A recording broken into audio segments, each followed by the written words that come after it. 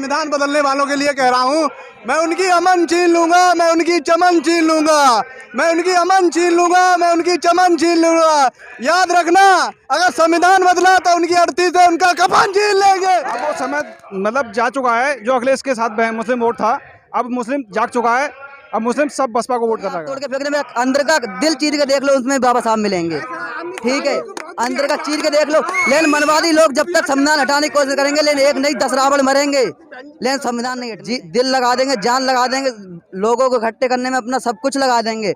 जहाँ तक होगा ये सरकार हटाएंगे, भ्रष्टाचार की और मुक्ति की सरकार लाएंगे, संविधान बचाएंगे, देश बचाएंगे, भ्रष्टाचार की सरकार भगाएंगे।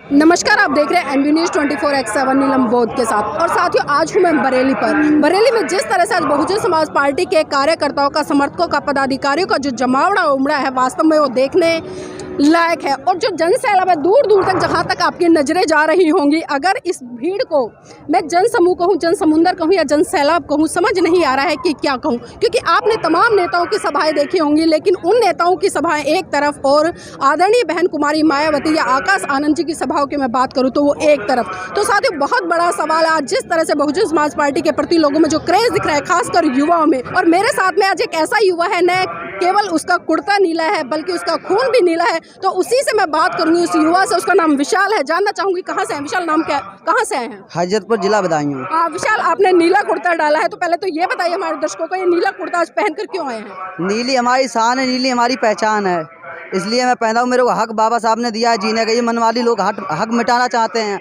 हटाना चाहते हैं। ये देश के जैसे पैसे हमारे लोग माँ बाप वो करते थे, गुलामी पैसा फिर से करवाना चाहते हैं। जहाँ तक होता है, कुछ भी अब नहीं मिलता है हम लोगों को। पहले सब कुछ मिलता था बीएसपी सरकार में ना, बीएसपी सरकार में सब कुछ मिलता था, लेकिन जब से भारतीय जनता पार्टी आई है तब से कुछ नहीं मिल रहा है। तो किस तरह से बदलाव करेंगे कि आपको सब कुछ मिले? जी दिल लगा देंगे, जान लगा देंगे, लोगों को इकट्ठे करने में अपना सब कुछ लगा देंगे। जहाँ तक होगा ये सरकार हटाएंगे, भ्रष्टाचार की और मुक्ति की सरकार लाएंगे, संविधान बचाएंगे, देश बचाएंगे, भ्रष्टाचार की सरकार भगाएंगे यहाँ से। तो देखिए, जिस तरह से बात कर रहे हैं, इनकी बातें सुनकर तो लग रहा है वास्तव में बहुत बड़े स्तर पर क्रांति होने वाली है। लेकिन ये भी जानना चाहूंगी, जिस तरह से आपने बात की कि हम बाबा साहब के अनुयायी हैं, बाबा साहब को किस तरह से मानते हैं? हमारे घर में सब लोग मानते हैं। हमारे एक ही रूल है कि उन्होंने हमें हक दिया है जीने का। जिस पानी से हम पानी नहीं पी सकते थे किसी मटके, अभी एक गांव था उसमें एक लड़के ने स्कूल में पानी पिला, उसको मार दिया, हाँ राजस्थान में।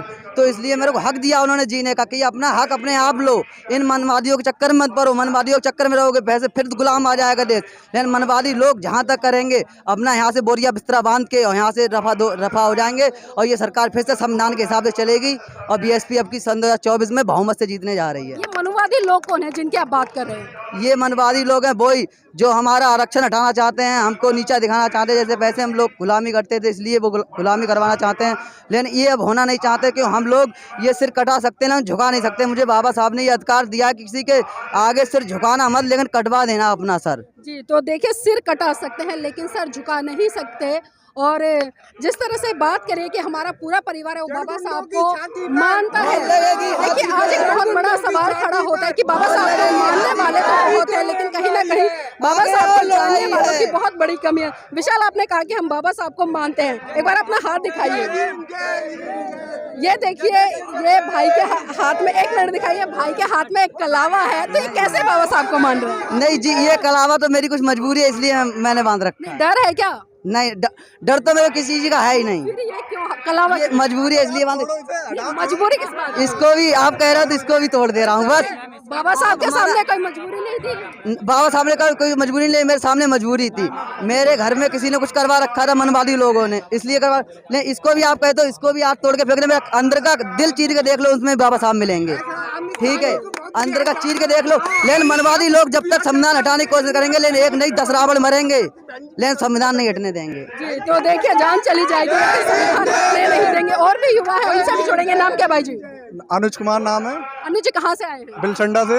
गले में नीला पटका, इसका मतलब बताइए। मैं वो बसपा का पक्का हूँ।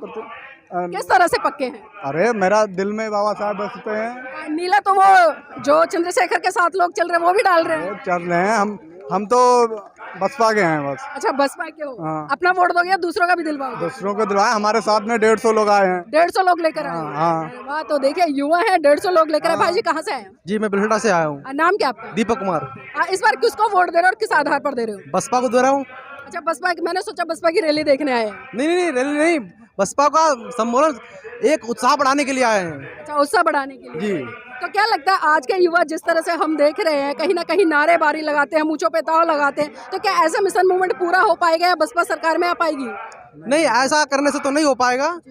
एकता बना के रखनी होगी और वोट तो सभी पार्टियां मांग रही हैं, लेकिन हमारा स्थिति यह है कि संविधान को आगे बढ़ाना, संविधान को ये लोग जो खत्म करना चाह रहे हैं वो बचाना है हमें, और संविधान के नियमों का पालन करना, उसी पे चलना है।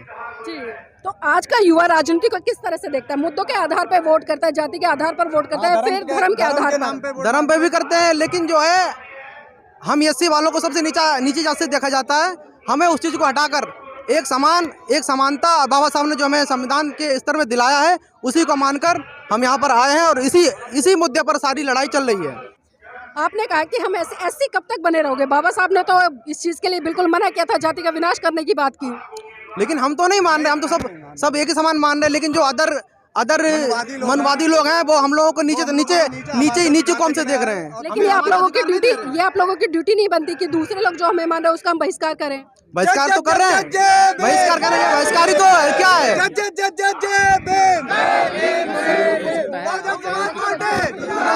तो देखिए इसी कड़ी में भाई जी है, हाथ में आकाश आनंद की तस्वीर है। भाई जी नाम क्या है? सही में नाम है, विधानसभा प्रभारी 126 आंवला। टिकट मांगने आए हो या रैली में? मैं कार्यकर्ता हूँ जी। अच्छा कार्यकर्ता है। तो जानना चाहूंगी अभी जिस तरह से मुस्लिम समुदाय के 2 फाड़ बने हुए हैं, एक फाड़ वो है जो अखिलेश को समर्थन कर रहा है और दूसरा वो है जो बसपा को समर्थन कर रहा है, तो आप किस आधार पर समर्थन कर रहे हैं बसपा को? बहन जी अब वो समय मतलब जा चुका है जो अखिलेश के साथ मुस्लिम वोट था, अब मुस्लिम जाग चुका है, अब मुस्लिम सब बसपा को वोट कर रहा है। चलिए देखिए कहीं ना कहीं जो नाराजगी थी मुस्लिम समुदाय के पक्ष में देखने को मिल रही है और तमाम जो युवाओं का यहाँ पर जमावड़ा है वो उमड़ा है। इसी कड़ी मेरे साथ में और भी लोग हैं। सर कहाँ से आए हैं? मैं बदायूं से आया हूँ। बदायूं से आए। तो सर आज यहाँ पर इस जन सैलाब को देखकर क्या लग रहा है? हमारे लोगों से कई बसें आ रही है बदायूं से और यहाँ भीड़ काफ़ी है। आकाश आनंद जी को देखने यहाँ पर सब लोग आए हुए हैं, क्योंकि लोगों के दिल में, युवाओं के दिल में धड़कन थी कि कभी आकाश आनंद जी हमारे यहाँ आए, तो पार्टी के लोगों ने यहाँ पर बात रखी कि आकाश जी को बुलाया जाए, तो बहन जी ने उनके लिए यहाँ भेजा है। तो आकाश जी के लिए देखने के लिए यहाँ जनसैलाब उभरा हुआ है, क्योंकि यहाँ बैठने को भी जगह नहीं है, इतना ग्राउंड भरा हुआ है, बहुत ज़्यादा है। सर एक बात बताइए, जब बसपा की रैलियां होती है तो हम देखते हैं उसमें हजारों की संख्या में नहीं बल्कि लाखों की संख्या में लोग आते हैं, लेकिन जब वोट गिरता है तो वोट में कहाँ कमी रह जाती है कि वोट परसेंटेज बहुत ज़्यादा कम हो जाता है? देखिए इसके चक्कर में जब कांग्रेस EVM लेके आई थी, तब इन्हीं लोगों ने, बीजेपी पार्टियों ने इसका विरोध किया था कि इसमें गड़बड़ी हो सकती है। EVM जिन देशों ने बनाई है उस देश में कोई भी EVM से चुनाव नहीं होता है, केवल इंडिया है जहाँ EVM से चुनाव हो रहा है। तो वो लोगों को विश्वास नहीं है, EVM में हेराफेरी होती है, धांधली होती है। हमने कई बार खुद बूथ पे जाके देखा है कि बटन हाथी का दब रहा है और वहाँ कमल का फूल आया हुआ। मेरा खुद का एक्सपीरियंस है, बदायूं में जब चुनाव हुआ था, विधानसभा चुनाव की बात कर रहा हूँ, तब ऐसा हुआ है मेरे साथ। जी तो देखिए कहीं ना कहीं जिस तरह से लोगों ने बात की और एक बहुत बड़ी बात हमेशा निकल कर आती है, चाहे हम किसी भी सभा में चले जाए या बसपा के समर्थकों से बात करें या ग्राउंड लेवल पर बात करें, तो लोग ये कहते नजर आते हैं कि हम वोट देते हैं हाथी को, लेकिन हमारा वोट कहीं भाजपा के पाले में चला जाता है। तो साथियों ये बहुत बड़े स्तर पर हम देख रहे हैं कहीं ना कहीं जो EVM का खेल है वो भी चल रहा है, लेकिन आज जो लोगों को जागना पड़ेगा और समझना पड़ेगा कि आखिर इस देश में क्या हो रहा। तो देखिए भाई जी ने जो कलावे की हमने उससे बात की थी, क्योंकि बाबा साहब को जानना और मानना बहुत बड़ा फर्क है, क्योंकि जो बाबा साहब को जान लेगा वो इस तरह के उनके हाथ में कलावे दिखाई नहीं देंगे,